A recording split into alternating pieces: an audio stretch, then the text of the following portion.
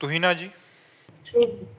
श्री हरिवंश महाराज जी। महाराज जी, आप कह रहे हैं कि आप एक एग्जाम की तैयारी कर रही हैं, परंतु इतनी बार असफलता मिलने के बाद भीतर एक डर बैठ गया है कि जो भी पढ़ते समय मन एकाग्र नहीं करने देता।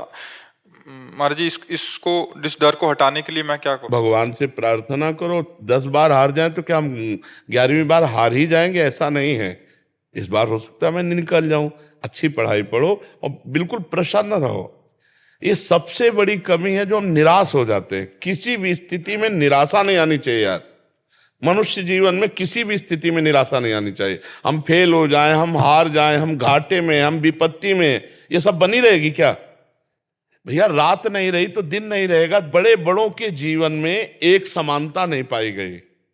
सुबह राज्याभिषेक हो रहा है भगवान श्री राम का, तैयारी बिल्कुल जोर की चल रही, और समय के निर्णय निकल गया 14 वर्ष विशेष उदासी।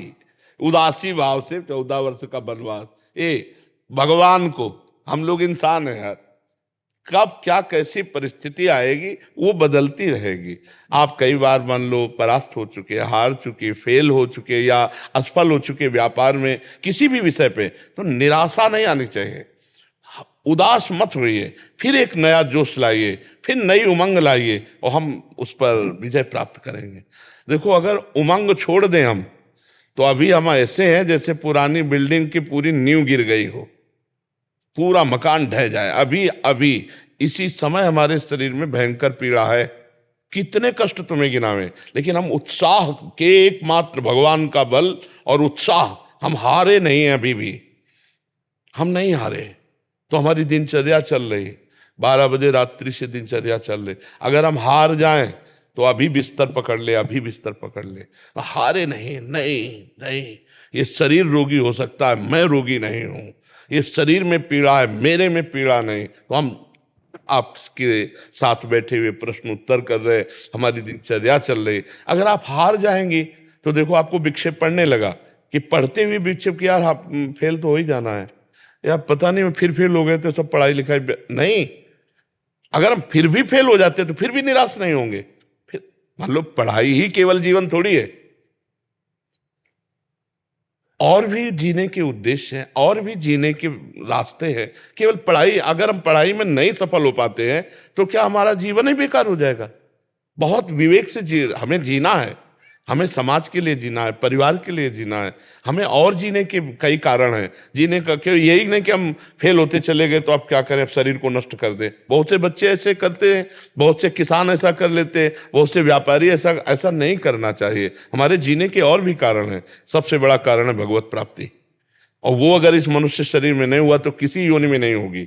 मुझे भजन करना, मुझे भगवान की प्राप्ति करनी है, और भगवान मिल गए तो सब कुछ मिल जाएगा।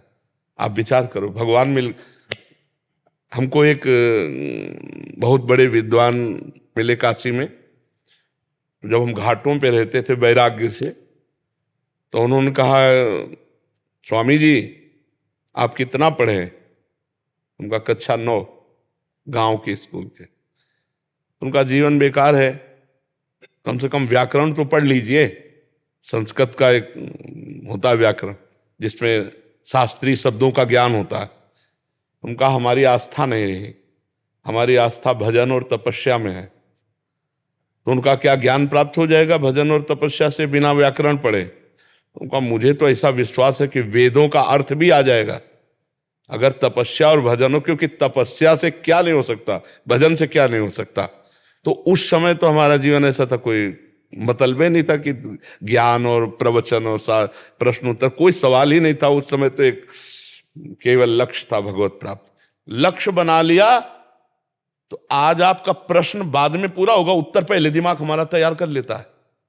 ये हमको बताते थोड़ी कि हम प्रश्न का क्या करने वाले हैं। ऐसा नहीं है कि पहले हमें प्रश्न बताया गया हो फिर हम उसका उत्तर चयन किया हो, फिर नहीं। आप करो, आप प्रश्न करो, और पूरा नहीं होने देंगे, उत्तर भगवान पहले यहां फिट कर देंगे। क्यों? क्योंकि उत्तर हम नहीं दे रहे, हमारे भगवान बैठ करके दिमाग में देते हैं। इसलिए जहां तुम्हारा प्रश्न हुआ फौरन उत्तर। एक प्रश्न, ऐसे ऐसे जटिल प्रश्न, और एक दिन से चल रहा है, वर्षों से चल रहा है, वर्षों से प्रश्न आ रहे हैं और वर्षों से उत्तर हो रहा है। चाहे जितना पढ़ा लिखा हो, उत्तर के लिए समय चाहिए।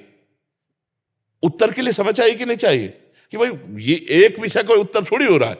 लेकिन आप देख रहे हो प्रश्न के उत्तर, ये पढ़ाई का उत्तर नहीं है। कक्षा 9 पढ़े हैं गांव के स्कूल की जानते हो हालत क्या होती है? धूप में मास्टर बैठे, सर्दी में लड़का उधर बैठे हुए। हम ऐसे स्कूल में पढ़े, ऐसे थोड़ी पढ़े कि ABCD तो 6 से शुरू की जाती, कक्षा 6 से ABCD शुरू होती थी। तो 9 कक्षा में क्या है, 9 तक कितनी पढ़ाई होती, ना कोई संस्कृत कॉलेज गए, ना कोई ऐसा पढ़े। तो हम ये कह रहे हैं कि हमारे जीवन का उद्देश्य यदि सत्य है तो प्रकाशित होके रहेगा। कितना पढ़ लेते, क्या बनते। और आज भगवान की शरण में तो जो बने हैं वो सब यहीं दर्शन देने आते हैं। तो हम ये कह रहे हैं कि निराश होने की जरूरत नहीं। सबके लिए एक स्थान बाकी है, भगवान। जब सब जगह से हार जाला तो भगवान की शरण में हो जाना, देखना तुम जीत जाओगे। भगवान का बल अमोघ बल है। वो हम अपने से कह रहे हैं। मरी हुई किडनी, फेल किडनी को 18 वर्ष हो गए चलते हुए, तो वो कहां से चल रहा है? भगवान का बल चल रहा है, भगवान के बल से चल रहा है। वो करतुम अकर्तुम अन्यथा करतुम है। हारना नहीं, कभी हारना नहीं।